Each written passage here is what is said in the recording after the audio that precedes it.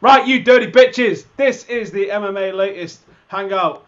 Don't know if it's a weigh-in or it's a preview. It is whatever it is. It's Thursday night. Matt's getting drunk, I think. Jordan's here. I'm here. Let's do it. This show is brought to you by On It. If you don't know who On It are, where the hell have you been for the last 3 years? Hit the link below. Help support us. And you can get 10% off if you use the code word Rogan at checkout. Nice one, Mr. Rogan.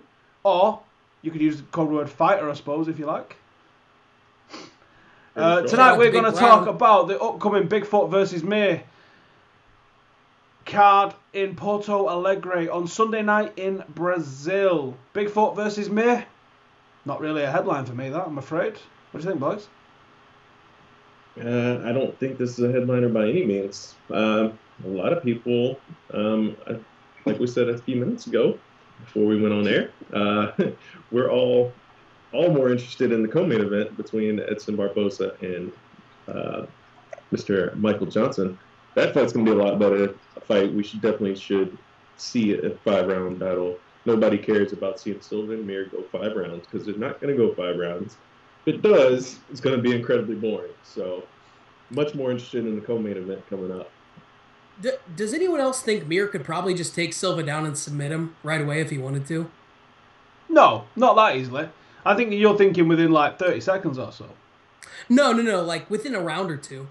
I think like I have a feeling that Mir's going to want to go out and like prove that he's still a mixed martial artist. And he's going to want to stand and punch when he's got a definitive advantage like on the ground. I mean, he's a high-level black belt. Like Frank Mir is a phenomenal jiu-jitsu practitioner, and I don't think he uses it that often unless he's like when he fought Minotauro, he like had this chip on his shoulder. He wanted to get down and submit Minotauro because maybe like 20 people on Earth can say I've submitted Minotauro Nogueira.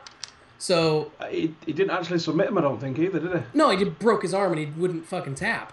So yeah, so it backfired. So I guess so who wins in that scenario then? Wins. Who comes away as the moral victor there?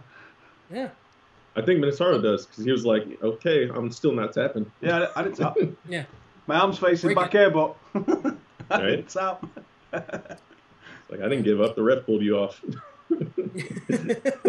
I'm ready to go. Exactly. Right. Frank Mir's just breaking dudes' arms. Tim Sylvia's all fucking TRT'd out, doesn't even know it's broken. He's pissed off when Herbie makes him stop. Mir's broke several arms, actually, hasn't he? It's not just those two. And he got another one. I think it was just those two. Yeah, he turned Pete Williams all sideways with that shoulder lock. Just scrolling through on the iPad. Yeah, I don't think it actually broke his arm, though. Yeah. I don't Anyways, think 2 broken arms is 2 more than most people have. So. This is true. Especially in the heavyweight division where you don't expect people to have brittle bones, to say the least. Like, I think Mir and Verdum are basically the only really high-level BJJ guys in the heavyweight division right now. Well, I guess if you consider Minotauro still fighting. There's a thing about BJJ as well. I've been thinking about this a lot this week, actually, in terms of Jiu-Jitsu for mixed martial arts. Because I'm not sure, apart from the ultra specialists like Paul Sass, people like that, Verdum probably goes into that category. There's not many fighters that are really happy, especially the way judging is, that are going to be really happy to go on the back and work on the back, because you're still going to get punched and elbowed in the face. You're more than likely going to end up losing that round on the judges' cards, whether or not you're setting stuff up left, right and centre anyway. I think Jiu-Jitsu's lost its way a little bit at the very highest level. I think when you see it on local shows, if you see purple, brown, black belts going against brawlers, bangers, Thai boxers and stuff like that, yeah, they clear house. But they don't usually go on the back. Normally they'll use it to stay on top, and they'll be looking for arm triangles, kimuras from the top, guillotines even, I say. They'll take the back and they'll get a rear naked in, but you don't really see... I've started lagging, haven't I? Have I not started lagging? No, you're fine. Looks like I've started lagging. Ruined that anyway. You really... you see a lot of people...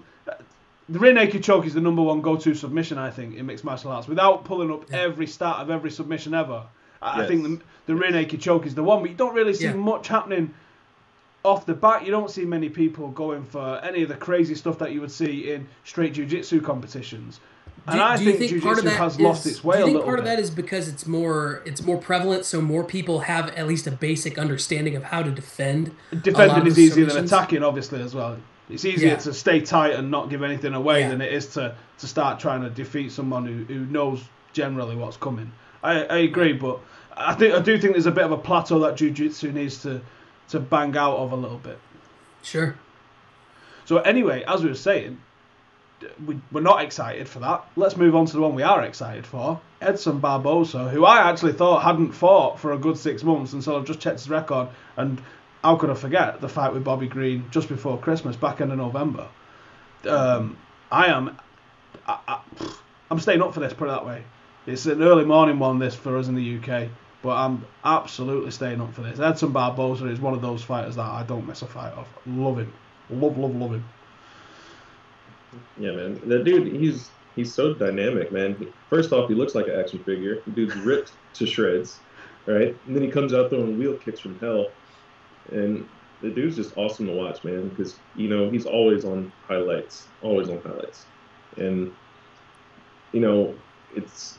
it's one of those guys that he fights a lot of other favorites. Like the fight against Bobby Green, we didn't want to see him lose. Didn't want to see Bobby Green lose. Didn't want to see Barbosa lose. But the guy just has an incredible style to watch. It's very, very entertaining. And that knockout against Terry Adam, oh my God. Sorry, Steven. What are you saying sorry for me for? Terry Adam's a Scouser. Do you not understand the Scouser Mank thing that we're talking? I didn't know. I don't know a lot about Terry Adam, I'll be honest. I haven't brushed up on his history very much. Just because they're from the UK don't mean I like them. Maybe he might be. Bleeding racists. Man.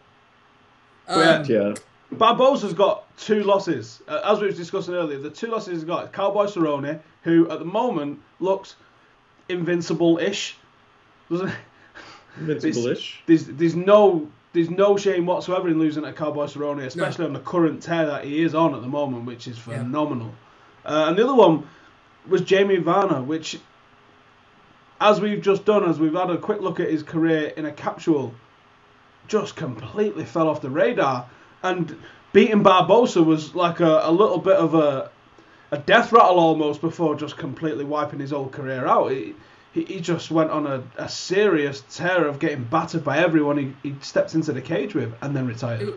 It was a huge upset. I mean, not only in name value, but in betting odds. I mean, Barbosa was a huge favorite. I don't know the numbers off the top of my head, but I do remember he was a giant favorite. And that fight seemed out of nowhere. But I think this is going to be a really good fight to show how Edson Barbosa's complete striking game has evolved. Because for a long time, the big flaw or the big knock on Barbosa was he gets hit a lot. Yeah, he looks great and he puts on a show, but I mean, Ross Pearson hit him, Danny Castillo hit him. Cerrone hit him with a jab and dropped him, and then submitted him. So do you think Barbosa it's that Thai style of fighting that he has, where they like to stay in the pocket and trade? If you watch a lot of Thai fights, there is no footwork, there is no movement. They literally stand in the pocket and go kick for kick, punch for punch. Do you think it's something that's like a bit of a hangover from that? Absolutely. I think that's a big hangover from it. And I think one thing you'll notice if you go and you watch Barbosa's last few fights is he's incorporating a lot more head movement. Now, I don't know how long he's been training with Mark Henry and Frankie Edgar and those guys, but you can tell that his defensive striking is his defense in his striking is much better. He's keeping his hands up, he's moving his head, he's keeping his chin tucked. Because that was a big flaw earlier in his career. And even though he was beating guys, he was still getting hit. And this will be a good one because Michael Johnson is very good and on a tear in his own right. This we've said it several times already on this video and in the green room beforehand. This should be the headline of this. This is a potential 5-round fight that's going to leave you tired, thirsty, everything. By the end of this fight, you're going to need 5 minutes to see what's just happened. The main event's not going to do that, and it's not going to be 5 rounds. And if it is, it's going to be awful. Yes, indeed. Yes, indeed. I don't understand the thing that they've got over the heavier weights going first or last on any cards. I don't think there's any sort of precedent you can set. It needs to be given on merit every single time, I think. Especially on rankings. Why can't it just go on the rankings? Because Barbosa and Johnson is a higher ranked fight than Mir and Bigfoot. Indeed. I think the only thing that would be against your argument there is that I think if you look at the numbers of viewers, the heavyweights always draw the most viewers. Always. So Is that because the way they're marketed, though? Because they're marketed and given the main event more often than the smaller weights? Could be. It's like a chicken and the egg argument almost, isn't it? It gets the main event, it's popular because it gets the main event, and it's main event because it's popular. It's one of those repeating cycles, isn't it? Where right. Anybody who's watched Barbosa would be going main event for me all day long. Yeah. Which sucks big time. I've just been having a quick look through his record here just to see if I can figure out.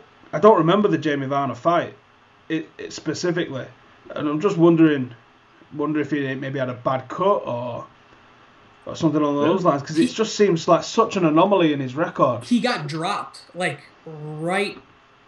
I don't want to say right after the bell, but he. It was a couple minutes in. It was early. It was one of the first exchanges Varner caught him behind the ear or something like that. I mean, just hit him with a big overhand right, and Barbosa was basically fighting for his life up against the fence until Varner finished him. Well, it happens. It only takes one. Yeah, but I don't want to make it seem like we're looking past Michael Johnson because he's on a tear himself. I mean, his last few wins have been pretty. I mean, I guess outside the Melvin Gillard fight was kind of lackluster. I mean, he just basically it was like a sparring session. But he TKO'd Gleison Tebow. Nobody TKOs Tebow. He's about as tough as they come at 155. I think he has like maybe one other loss via TKO, maybe even in his whole career. I know he got TKO'd by Nick Diaz up at 170 like 7 years ago. But Michael Johnson's looked really, really good. And he's one of those guys that evolves every time too. His game looks better every time he comes out. So it'll be a good fight. I think Barbosa's got more tools to win and finish it, but Johnson is very fast and super technical, so... Do you think he's going to stay on the ground, or do you think someone's going to want to take this to the on the feet, or do you think someone's going to want to take this to the ground? Because we all hope it stays standing, but as someone's coach... I don't see either guy wanting to take it to the ground. Unless I don't recall either one of these guys ever resorting to that. They've always both been stand and just take what they get and get what they can. I don't see either one going to the ground whatsoever. Right. So I think the game plan for Johnson's probably going to be wait for one of those leg kicks and try to counter with a straight right, you know? But I think if Barbosa lands one or two of those leg kicks on him, I think Johnson might be like, all right, I'm going to take this down. Because that's not fun at all. NJCAA, is that some sort of junior version of the NCAA? Yeah.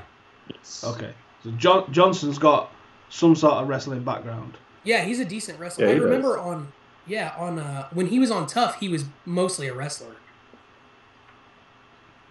Yeah, if I was in his corner, I'm telling him that you don't stand and bang with Barbosa because he's going to kick you in the head. And if he kicks you in the head, you're getting carried out. Yeah. Or in the gut. Ask Evan Dunham. He didn't even hit Dunham. That is the craziest body shot TKO I've ever seen. Because he didn't even hit. Yeah, he didn't hit Dunham in the liver or any vital organs. It was like his toes skimmed the front of his stomach, like right under his sternum, and Dunham just crumpled. That's the sweet spot there. It's not the liver. The liver, obviously, the liver shuts you off, but that's the one there where you only need to be brushed lightly. Like my little one can just nudge me in there sometimes. That's the one that really wins you. That's a bad one. So you're not expecting it. Yeah. Oh, speaking of tough, we did chat about it before we came on air. There is no reason for us to bring this up. There's no relevance whatsoever. But how good a tough was Tough 10? It was amazing. The best tough to date, in my opinion. Pretty sure The it's one still that got the got me highest the ratings. most engaged. Yeah, no doubt. From the guys that were on it, of course, Kimbo being the main draw as far as a fighter. You had Rampage and Rashad Evans coaching, and the drama that just came between those two.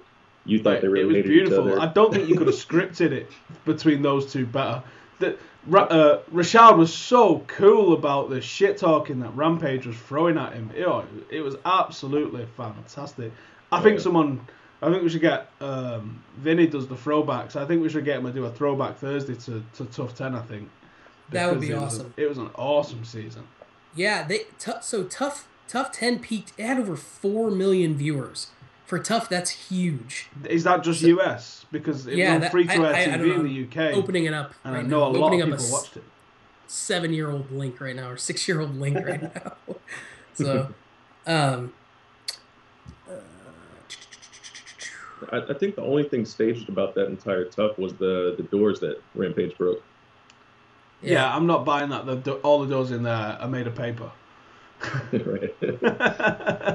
Other than that, everything else was pretty legit. Yeah, so I don't know if it's US only or world. I don't know what these ratings, how they accumulate them. I assume it's probably domestic, so US. But 4.1 million viewers to watch the Tough 10 premiere, and that broke the record that was 2.8 million. That was a live finale of Tough 3. Wow. That's awesome. So 4.1, yeah, it was great. It was a phenomenal season. And you have Roy Nelson that came out of it, Brennan Shaw who came out of it, and Matt Mitrione. Yeah, Matt Mitrione who came out of it. So those are only 3. So I guess if you want to say talent-wise, maybe it wasn't the best season, but entertainment-wise, James it's not McSweeney? even close. I mean, McSweeney's not bad. He's doing well in other organizations. The same with there's another guy that was on that season who's actually John Madsen's actually got a pretty nice career. I think he's in World Series of Fighting. But that was by far, to me, the most entertaining season. Rampage and Rashad going back and forth. I mean, he came up with titties. We had titties on that season. I mean, that's just Rampage being hilarious. So, I mean, that was great. When they went out and put up Roy Nelson against Kimbo Slice in the first round, and everyone's like, oh, shit, Kimbo's about to knock this fat fuck out. Yep, I was one of them guys. That was me going. Yeah. And in the post-fight, as they're showing on one side of your screen, Roy's got Kimbo in the crucifix, just punching him in the face. And the on the top of his head. He was getting him right on the top. Right in his forehead. Yeah. The other side of the screen, you've got Rampage. He's like the moon. How you gonna get the moon off you? Just one-liner after one-liner. Rampage is great. I wish he would host or coach every single season of Tough. I don't think he's a very good coach. I think based off what we saw on that season, because I don't remember him winning a single fight, I don't think. But the one-liners, he's got to have his own show. I can't believe that he hasn't retired and gone into his own sort of late-night MMA sort of skit show, because he is perfect for it. Although, maybe when the pressure's on, I bet he probably wouldn't be funny, but when he's supposed to be serious, he's absolutely hilarious. I mean, there isn't a funnier MMA fighter out there, I don't think. Rampage is just... He just comes out with shit that's just... You can put everything he says on a t-shirt. Everything he says. It actually peaked at 7.25. I'm just having a quick look here. Damn. The episode 3 where Roy Nelson beats him peaks at 7.25 million. The next week it was back down to 2.8 million. Yeah. Kimbo's out. Everyone was like, well, shit. Everyone who watched the YouTube video from 2003 onwards was like, yeah! Excuse me. Yeah. Oh, man. I remember all the promos for that, too, leading up to it. It was like, Kimbo Slice steps into the octagon. It just goes from there. And then, of course, everybody bought it, and they tune in to see him get sit on by Roy Nelson. That was hilarious. I mean, and I don't think people realize. People were like, man, well, if he would have stood with him, Roy Nelson still would have knocked the fuck out of Kimbo Slice. Let's be serious. Yes, he would have. With what we know now, he beats him. Right. He beats the brakes off him in every department. But at the time, that's Kimbo Slice. What are you talking about? Speaking of Kimbo Slice, do you guys ever see the video of Jorge Masvidal fighting some big dude bare knuckle on one of Kimbo's fights? No. This is from like 2005. Masvidal's probably like 22.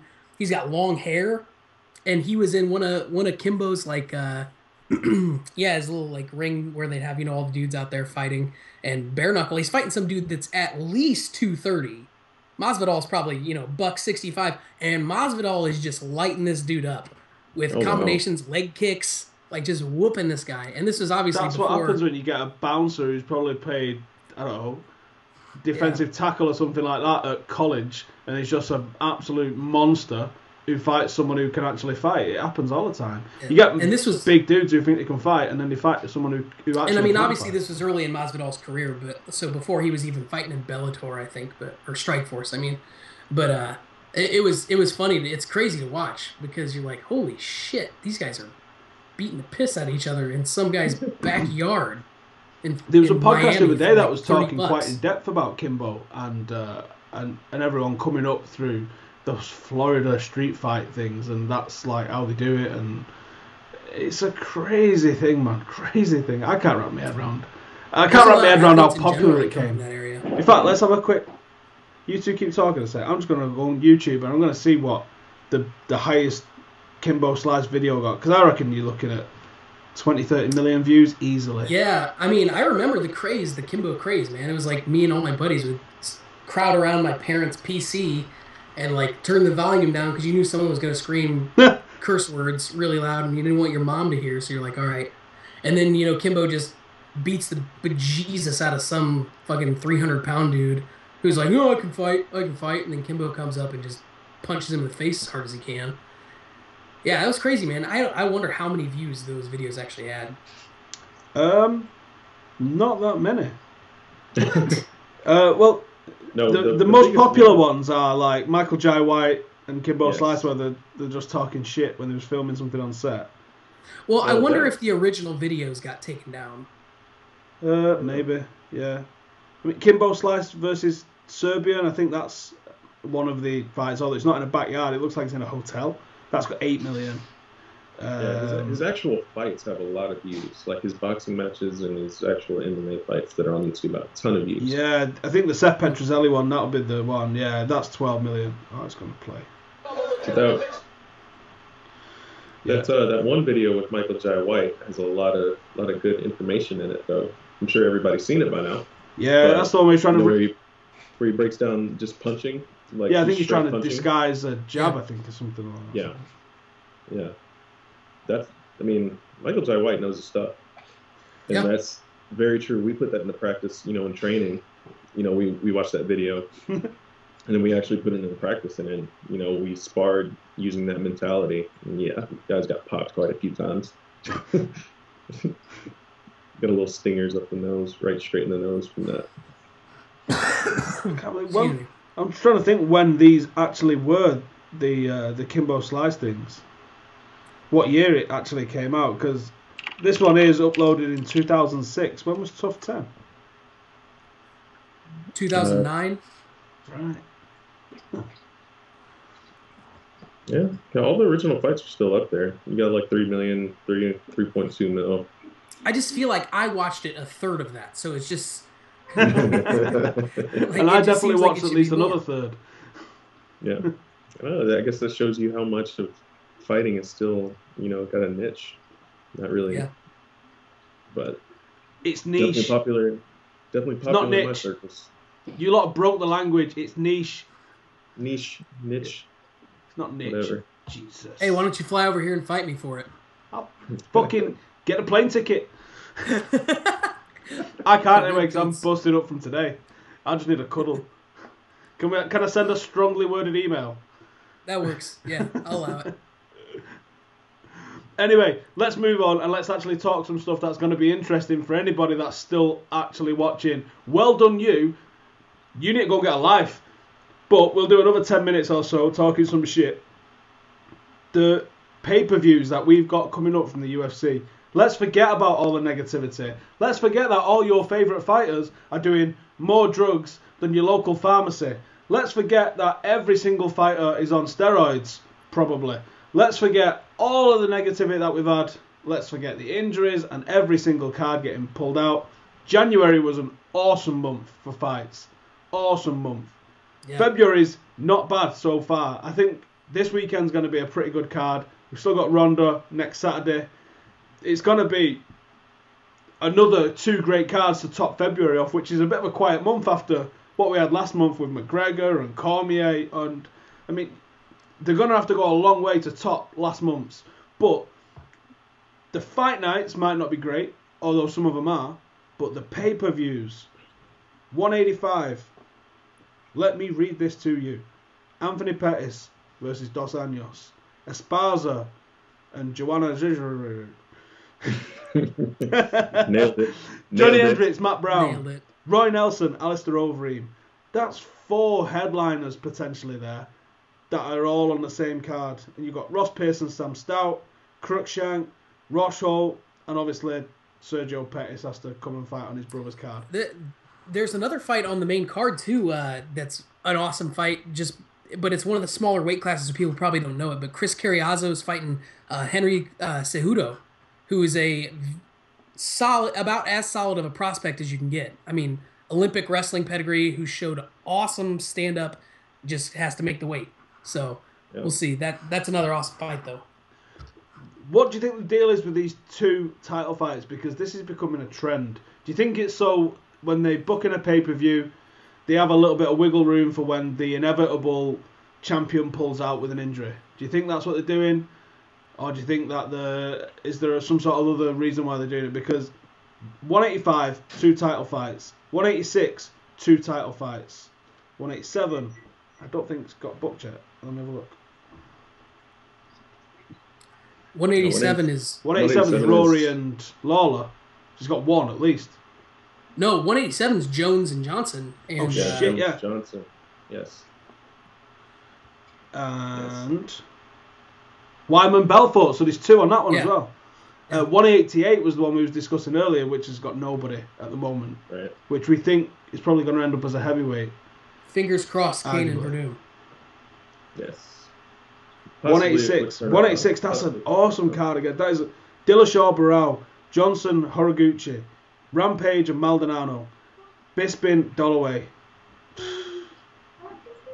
187, Jones Johnson, Weidman Belfort, Khabib and Cerrone, Brown Arlovsky.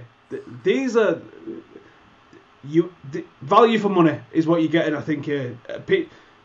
People complain a little bit about them increasing the price of the pay-per-views. I'm not sure how it works in the States. Do you get the fight nights on Fox and stuff? Are they like free to air, or is that a cable channel that everybody has anyway? So it's no extra cost to everybody. Is that the case? Right. Yeah. You may have to have a certain package to get the Fox Sports 1 or whatever, but yeah. But most people generally have it. It's like pretty widespread, and it's obviously no extra cost on the night. Correct. Okay, in the UK, BT Sport has the rights for everything. So whether it's a pay-per-view or whether it's a fight night or whether it's a countdown show, we get them all anyway for like a tenner a month. So we get the lot, but we have to get up at 5 a.m. So swings and roundabouts. It's a good excuse. The pay-per-view cards for everybody that's in the States, I don't think there could be an argument of that. And 189 is the International Fight Week Aldo McGregor, isn't it? Yes, it is. Yes, it is. Has anything else been booked on that yet, or is it just those 2? It's a long way out, isn't it? Yeah, it's a pretty far way out. I don't think anything else is on there yet. I'm just looking. I've heard speculation. It says Lawler McDonald. Of course, Lawler and McDonald. Yeah, that's Lawler and McDonald are on that card too. Yes. That's another 2 title fight. So you got another 2 title fight card. Oh, besides that title fight. Besides that. No. Nothing else on that card yet. But to answer your question, what you're asking, I think that they're doing this is for 2 reasons. One is to have a backup plan if someone goes down with an injury, which is, if you're going by last year, it will happen, unfortunately. Well, if you're going by next weekend. Right. Yeah. But also to kind of keep everybody in the same rhythm on the same time scale. So you're looking at having these championship fights go again as long as, again, there's no injuries. So you're potentially setting up to have multiple double championship cards throughout the year and going into next year. So as long as the injury bug doesn't show up and bite a few people, it could prove to have some awesome cards throughout the entire year. If these go off, if these 4 cards go off as they're planned, unlikely. However, but if they go off even close, if they go off to 75% as how they're planned, you've still got an awesome night's entertainment there, I think. Absolutely. And I think to go along with what Matt was saying, I think that one thing that the UFC we should give them credit for is that I think they are listening to the fans. People being like, you know what, these pay-per-views suck. And that's why your numbers last year were shit. Because you build these really thin pay-per-views, and if somebody pulls out, I'm not spending $60 to watch, or $55, whatever it is, to watch Demetrius Johnson, as great as he is, fight Chris Carriazo. I'm not doing it. That's silly. I'm not gonna spend all my money to do that. But if you put out a card that's got, Rumble Johnson and John Jones as the headliner, and oh, by the way, Vitor Belfort and Chris Weidman are the co-main, fuck yeah, I'm going to buy that. Are you kidding me? So I think it's a good move by the UFC to not only bolster their cards, but like Matt was saying, give them a backup plan in case somebody gets hurt. Well, all right, we've still got this title fight, and so-and-so is fighting a late replacement. That particular one, 187, that particular one, Cerrone and Habib and Travis and Arlovsky as your third and fourth fights. That might be the best. That has the potential to be the best card of all time. And Benavidez is on there as well. Yes, it does. I mean, I really don't care who else you throw on that card. It's just the main card on that. It's just ridiculous so far. Yeah. And they've got 6 fights confirmed so far. It looks like they confirmed another one today, which is probably going to be an early prelim fight. But man, that's a stacked card already. Yeah. I'm just having a look here to see what sort of spacing you've got in between pay-per-view cards. It looks almost monthly. Mm-hmm. I think it basically is monthly that you get in one of the numbered pay-per-views with 2 fight nights in between. That's a stacked schedule for the rest of the year if that's the way it's going down. 2 fight nights, a UFC on Fox, and then a pay-per-view. So it's virtually weekly. Got some fun fights in between them too. Virtually weekly. Return of Pro Cop coming back. Damian Maia fights again. He hasn't fought in a while. Edgar and Faber, man, they're headlining a... oh, shit! I forgot about that. They're headlining a fight night. In Manila, the first one in the Philippines. Yeah, what an awesome fight, man. It's going to be awesome. Mendez and Lamas, another fight night. Yeah, that's a good fight too. A lot of really good fights coming up. A lot of really good fights. You got Machida and Rockhold too. Cormier and Bader. I think Cormier is going to starch Bader, but yeah, yes. I think he's going to Mike Tyson it, where he goes away as he's crying in the corner, and then he comes back and annihilates people. Oh, did you hear? I can't remember which podcast he was talking about. When he was talking about, I think it was The Fighter and a Kid with Joey Diaz on it. He was talking about fighters that get hypnotized, and that's what Mike Tyson did, and it's what Ronda's been doing. Oh, that was on the fight companion that Rogan did. Bingo, that was it. I knew it was something like that. Eddie Bravo was speculating that since that's what Mike Tyson did, he thinks that's what Rousey's doing. The way she comes out, she is stone-faced. I don't think I've ever seen anyone. It could be that they're just focused. Super athletes that have trained their whole life to be awesome at this and have great, But I mean, it's not. I don't think it would hurt you to try to get hypnotized. I'm not super into all that stuff, but I always thought it was illegal in boxing. I don't know, obviously, whether it is or not. It clearly can't be in MMA, but I always thought it was illegal in boxing because I've always thought, well, why don't you just hypnotize you? I see my mum get hypnotized at one of them crazy events, and when he played a song, she made a clip like a chicken, right in front of my eyes. It was hilarious. Literally running around the place pretending to be a chicken, right? If they can make you do that, they can make you into a robot, surely, with the skills that you've got, and just make you completely switch over to your reptilian brain and go bananas. Who knows? I mean, if Mike Tyson was doing it, it makes sense because that dude under cuss, which is what they were speculating that they did it. Mike Tyson under cuss, I put against anybody from any era ever, with absolutely. or without not even swords. close. It's not even close. No one makes it out of the no one makes it to a decision. I agree. I think he fought 11 times or something. Is it 86, the year he won the title? I think he fought 11 times that year. Basically fought once a month, and then I think he had about 2-3 months off before the title fight. Unbelievable. Yeah, I remember reading an article that somebody wrote about him, and it was an old school boxing guy who had been around since the 50s or something like that. And he was saying that Tyson's the only guy he's ever seen where people visibly did not want to be in the ring with him. Like they immediately regretted their decision of like stepping in the ring. Like, all right, well, fuck.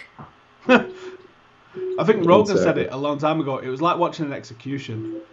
Yeah. I mean, I don't even remember the back end of him just before he went to prison, and then when he came out of prison, because I was too young really for the earlier stuff. Same here. But the reputation that he had, even once he'd come out of prison, it was still just an enigma, and for me, the greatest of all time. Maybe not from a political point of view, but from an absolute who's the best fighter ever, Tyson. It's not even close.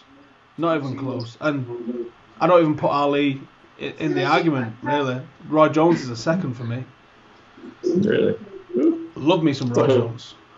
Yeah, me too. That's a whole other podcast. That is a whole other podcast. That's a whole another series of chapters in other podcasts, but yeah. Yeah. So I guess we should probably wrap up soon. There's a couple fights on this fight night coming up that I'm actually pretty excited for that I think might slip under the radar, because a lot of people, casual viewers, will probably just turn it on in time to catch the last 2, maybe 3 fights of the main card. But Rustam Khabilov is coming back after his last fight. He stepped up on late notice to fight Benson Henderson. He's a very good young fighter. Another one of those kids out of Dagestan who has a ton of talent, ton of potential. He's fighting Adriano Martins, who was coming off a really solid knockout himself. So that could be a really fun fight. That 155 that is going to be a solid fight. Both of them. That 155 division is it's insane. The 20th guy in that division is phenomenal. It's crazy. So that's an awesome fight. And then there's one on the undercard too. Let me see if I can find it. Douglas Andrade and Cody Gibson. That'll be a really, really fun fight. That's a featherweight fight. Cody Gibson is the Google me bro. Google me bitch. I don't remember which one I said. That's on Fight Pass. It's not even on the prelim. That's the early that's prelim. A Fight Pass. So and Douglas Andrade is like 22-1. Granted, most of those were racked up in Brazil and like jungle fights and stuff, but still got a lot of talent, a lot of 2 really good strikers, really fast. That'll be an awesome fight too.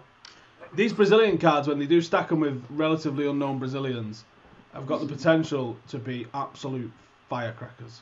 Because this is where the new Aldo comes from. This is where the new Barbosa comes from. Just some random skinny dude that just kicks the living fuck out of somebody.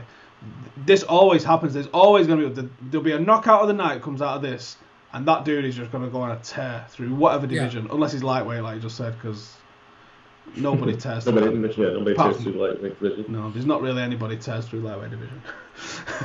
No. But, yeah, there's a lot of relatively unknown Brazilians coming through this, but you've got a lot of them with some serious amount of fights. Like Alcantara's got like almost 40 fights on his record. Yeah, these are very good fight. These are dudes that have been banging for a long time, and they don't put crap cards on in Brazil because they wouldn't get out of the building if they did. So this will be a great card. Like I said, last month hard to beat. This month it's doing okay. It's about to get a lot better, especially this weekend. Barbosa's the one, though. That's the one I'm definitely tuning in for. Did you see that Ronda and Kat's drug test came back clean today? Well, that's a bonus. That's good. That's very good. We could go all night, I think, on the PED talk. I really think we could. My personal opinion is that what the UFC said is a step in the right direction. It remains to be seen, especially when you look at the 2 test cases of what they said with Anderson and what they've said with Jones. whether they would ever ban a champion for 2 years, because I can't see it, especially. Can't see it either. Look like just Jimmy Jones. You know, it was kind of interesting when they did the little press conference yesterday, how they showed the timeline between Anderson Silva taking the test, getting the results, and then it getting back to the athletic commission. I mean, I understand that timeline, but at the same time, I also have a hard time believing that there's somebody in that lab that got the results, said, oh shit, he tested positive. I'm going to set this on the desk here under this other pile of papers until... Yeah, I've just got to do expenses. I'm just going to finish these expenses, and then I'll get that really important $45,000 test over to you.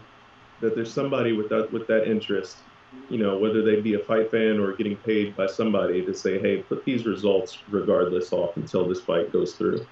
You know?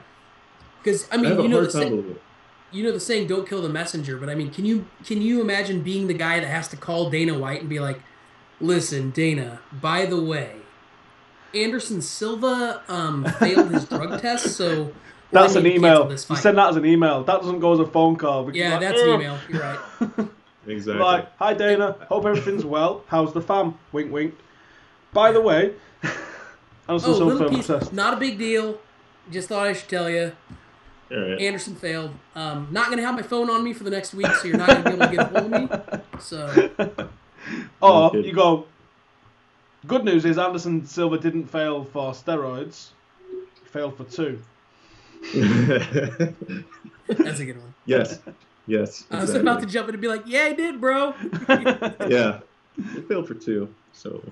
Dana's just on the phone. He's just like, you're breaking up. I can't. Go through a tunnel now. Bye.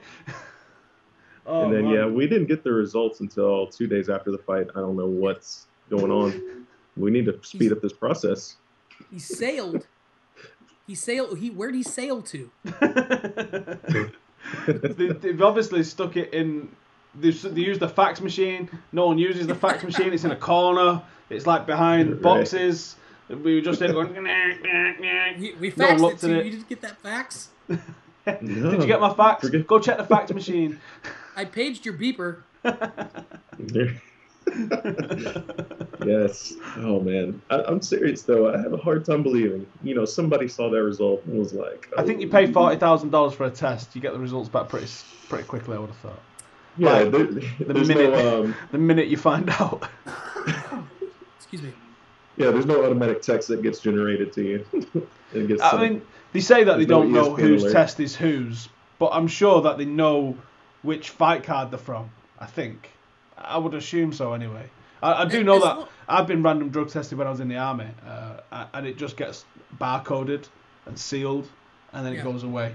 And I don't think it has your name on it. I think you just sign it, but I don't think it... So I imagine the VADA tests or the NSAC tests come back. They'll be similar. Every drug test is probably going to follow a similar protocol to ensure the safety of them, really, and there's no tampering with them. And as long as they have like a very across the board protocol for how long it takes to get back, rather than saying, well, with his it took longer because of this, and with hers it took longer because of this. No, everyone should take the exact same time. It needs to be uniform, depending on what commission or what testing you're doing. We should know how long it should be back, and we should know the results. We should know when if they're drug tested today, we should know when we'll have the results by. Yeah, you should have a mark on your calendar. Yeah. But if it's random drug testing, I suppose that only all happens post them turning up at the training facility or turning up wherever you are. In Premier League football, they're under similar rules to VADA. I don't think it's actually VADA, but they have to notify the Football Association of their whereabouts all day, every day, forever. So they wake up in the morning, they got a guy that they send a text message to, you don't have to phone him, sling him a text, training, 8 well 10, shopping, 10 well 3, home, rest of the night. And that's their little protocol for the day. So if the drug testing team decides to pick 3 guys, and they go there and they go, said he's going to be at training, you're not at training, we're coming to your house, make sure you stay there all night, and then you get tested. So There's a lot All of right, I was seeing rumors. 50 Shades of Grey. I just didn't want to say it. There's a lot of rumors that the Football Association actually covers up recreational drug offences. I believe it. I believe that with every major athletic organization. They say, you really can't especially expect first you or can't expect second all of time, these they guys say to be you're clean all the injured time. for 2 weeks, but they've actually given you some sort of suspension. That's never going to be written down anywhere, so I'm probably going to get in trouble for even saying it. If anyone's even watching this 45 minutes in, unlikely. But that's the rumour that you see all over the internet. There's certain players always end up coming out, a couple of weeks off here and there, Right. and the occasional guy that they've caught. I mean, I can only think of like 2 guys in the last decade or so that have been caught for doing stuff, and both of those got sacked for doing it from their club. And then there was a big wrangle over when another club signed them after they were done with the suspension and stuff, wanted a transfer fee. But I refuse to believe that only 2 dudes out of every major league in Europe and South America, there's only 2 dudes been caught in the last decade. Really? No. For anything? Really? No. I mean, this also, if the UFC does stick to their plan, it also can kind of play into what we were talking about earlier about having the double championship fight cards. If someone pops, okay, you got another championship fight still lined up on the card. So I think that could also play into their thinking here with stacking these events like this. They did say yesterday as well, didn't they? They think it's going to get worse before it gets better. Oh, absolutely. Yeah. And I really don't think they're going to stretch with a 4-year ban either. I mean, it sounds good on paper, but I don't see them. One of their big cash cows pops. Yeah, they're not getting that 4-year ban. I think anybody, no matter if it's somebody like Andy Ogle who's just lost 600 pounds and been cut. I think even if he tested positive, I don't think they would push for 4 years on him. I really don't. I think it would have to be flagrant, multiple time offence who comes out and goes, deal with it, and it has to be something horrific like meth or heroin or something along those lines. Yeah, I don't know if I'm in favor of banning for that long. I think actually, Boss Rutan actually had a really, I think, good take on it. Where he said you just take away the fighter's purse, 100% of the money. You signed this agreement saying you weren't going to do drugs and you were going to show up and fight. You didn't pass the drug test, you didn't do half the job. You don't get your money. It's a difficult one, but I tend to agree. That opens up a whole other argument. But I think, what was I going to say? I just lost what I was saying. Wow. That means I win. I think that you do that, I like it. If you take away their money, I'm talking, is it a pre-fight test or a post-fight test? Pre-fight test, they got to get back quicker to where they don't fight at all. Right? If you pop afterwards, then okay, take away their money, they didn't make money. Or do you ban them? I think it's kind of bad to take away their money because they still showed up, they still fought, they still sold tickets. They deserve some type of compensation. That's a breach of contract, though. Yeah, true, I'm with Jordan there, mate. I think to clean the sport, you've got to do it. The state of MMA fighters' pay right now, I think it's just wrong to take away their pay. Okay, just ban them after the fact, but let the guys eat. But does that not force the issue with cleaning the sport up though? Because pay's so shit, do you risk it, knowing that if I get popped, not only am I gonna not get paid, I'm gonna be in debt because my coach is gonna be like, I'm owed 20% of that. I still want 20% of that you didn't get paid. What's 20% of zero?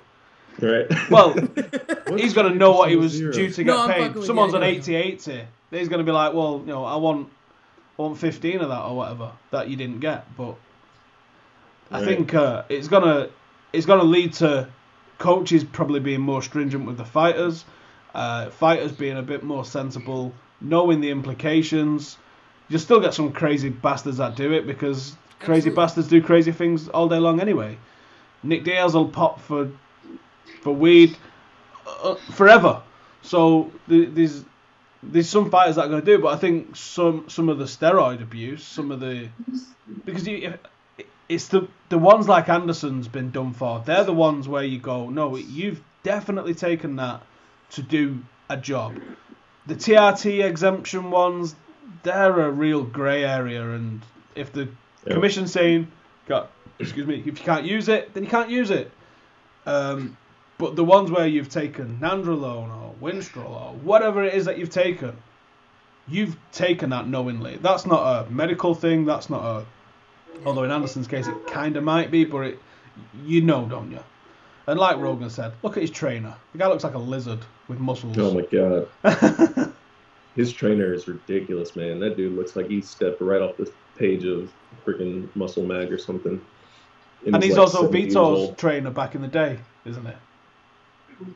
Yeah. I mean, look at young Vitor. Look at Vitor in that Vanderlei Silva fight at UFC 17.5. Oh, his body was like 40% steroids. His piss would have been bright orange that night. Yeah. Absolutely guaranteed. He'd have glowed. Yeah, they were sticking him with needles to withdraw steroids to put in other people. That's what they were doing. Yeah, they had him like a test gun bunny, just like feeding off him like they did in Blade. Yes. Oh man. But I think they're gonna make an example out of somebody. I think it's gonna be one person. One person's gonna get the 4-year. Just say, hey, we will do it. And then after that, I think it's just gonna be a lot lenient on it. Someone in their 40s, do you reckon? I don't know. I think it'll be a mid to higher card type of guy. Maybe it'll be a main card guy. Like a Sharp level kind of guy. Yeah, around that level. Don't make an example of someone. So that's the one because I mean I'm not against banning them. I mean I think it's a decent because I agree with what you were saying, Matt. Like I think taking away their money, although I think it would be a good thing, I understand the shitty part of it. Like you don't want to now these guys, you're not paying them to come up and fight, and they made you money but you're not paying them. So but I think the negative side to the other argument, is that if you ban a guy for 4 years, all right, ban Anderson Silva for 4 years.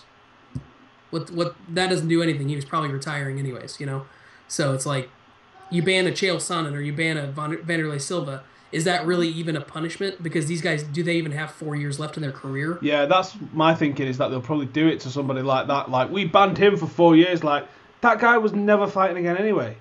But I think they'll be like, we still banned him. Yeah. I can definitely see something like that going down. But would a ban, let's say it's Anderson Silva, let's say that test last week and they initiate a 4-year ban tomorrow, could he still go and fight Muay Thai? I think so. I don't see why not. The ban's a waste of time. Well, it's not entirely a waste of time, but it's a waste of time. Oh, I because you've got other sports that are basically saying, yeah, we'll take that cheat, no problem. What's he done? Yeah, don't worry about that. It was ages ago. But steroid benefits last a lifetime. Very true. Yeah. So very true. So a bit of a depressing end there to what started off quite excitedly, but hey, let's all go get high and forget about it. Indian food. That's we're gonna go get dinner, so that's gonna make me high. Enter the Daniel Cormier gif. Yeah. Yes. Let's finish on the greatest music video of all time. It's phenomenal. Oh my god! I showed my dad it, and my dad was like looking perplexed. What's funniest video ever? Man. And it gets in your head forever as well. It does. I watched it the first time and I was like, oh goodness gracious, I'm been singing this all day long. I was. Yeah. just a day, yeah. I've been singing it for like weeks. Yeah. I had to listen to multiple other forms of music to clear it out, So. Oh, it was a beautiful. He filmed that in the build-up to fighting John Jones. Yeah. How confident have you got to be in your own body and in your own abilities to be able to do something like that? That is... It's beautiful. It's the only word I can describe it. It's absolutely beautiful. It's perfect. And so catchy. Yeah. It was definitely one of those things when you saw it, you were just like... I don't get it. I get it. Okay. I don't get it. He really did that. He really did that just then. Yeah, this isn't like someone's no one's took his face. No, that's him. That's him singing like that. Yeah, it was interesting. It's absolutely beautiful. Still don't know how I truly feel about it. Do you not just think it's the greatest piece of anything? How he didn't win an award last week. That's what Kanye should have really gone up and said. Where was Kanye's? It was DC. Anyway, we're done. I'll be amazed if anyone sat here for the whole hour for that, and if you have, what a trooper you are, and we'll help you find the TV remote if you ask us. If you watched all the way through, you need to comment on the video below. Yeah, if you did watch all the way through, comment below saying, I love DC. Greatest video ever. We will make a t-shirt dedicated to you saying I survived the podcast, and we'll ship it out to you. I don't even know what we're calling this. Are we this is a weigh-in or is this a preview? Because this has got all the hallmarks of one of our classic weigh-ins, but there was no ice cream. You know what? This was a verbal sparring session.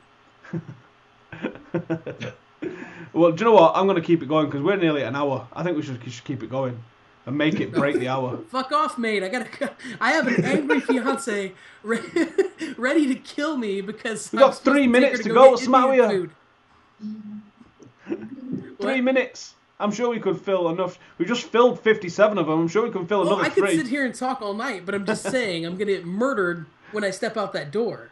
Well, we'll know who did it, so it's okay. That's a good point. You got to let her know that we're getting paid here. Okay, we're getting paid because people are going to go to On It. Okay, they're going to buy some Alpha Brain. They're going to buy some Shroom Tech Sport. They're going to go to DraftKings. They're going to go to DraftKings and set a lineup. The DraftKings one's in fact, didn't you win last week on DraftKings? I did DraftKings last week. I did a 50-50 league. I finished in the top 50%. I did a triple up league. I cashed in that as well. I've already got my lineup set for this coming week. So if anybody's interested in doing some DraftKings lineups, here's what I've got going. Wait. All right, go ahead. All right. Ready? Okay. I've got Uri Alcantara. I've got Matt Dwyer, Michael Johnson, Marion Renaud, and Antonio Bigfoot Silva. That's my lineup coming up for this fight night card right here. It's always hard to build these lineups because you can't necessarily always pick who you want to win. You got to pick who you think's going to finish a fight. You got to pick who's going to fit within the budget. Yeah, you get points for takedowns, you get points for strikes and all sorts of stuff, don't you? So you think if a fight goes 5 rounds and it's a 50-50, even if you lose, you've got a very good chance of making a lot of points from it, haven't you? Yeah, I mean, finishes definitely get you the most points. So that's the first thing you got to look for. Who's going to finish the fight? And you got to pick those guys and stay under the salary cap. So it's pretty tricky at times, especially when you get those guys in the early prelim fights that finish fights. Excuse me. So picking those guys, you get those guys for a really good value too. So those are the most interesting ones. But of course, always the headliners are going to be the highest salary cap. A lot of people I've seen a lot of people pick both guys in the main event because they score a lot of points from takedowns and strikes and things like that. Oh, I didn't realize you could do that. I thought you only had to pick one side. Yeah, you can pick whoever you want. And you don't have to necessarily pick one fighter from each fight. Wouldn't know because I can't play because DraftKings won't let me play from the UK. The bastards. It's all right, man. Let me know. I will make a lineup for you, Steven. You send me your lineup, I'll put it in for you. That seems illegal.